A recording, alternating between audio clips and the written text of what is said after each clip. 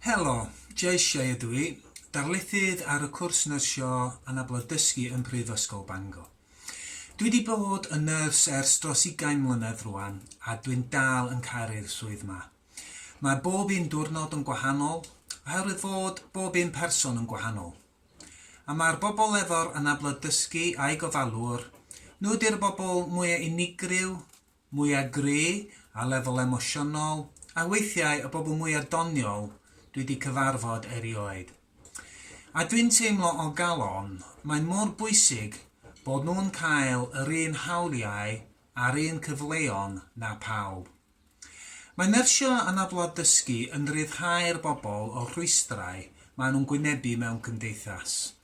Mae'n fath o gwyddoniaeth caredigrwydd, a mae wedi cyfoethogi a gwella bob agwedd fy mywyd fy hun.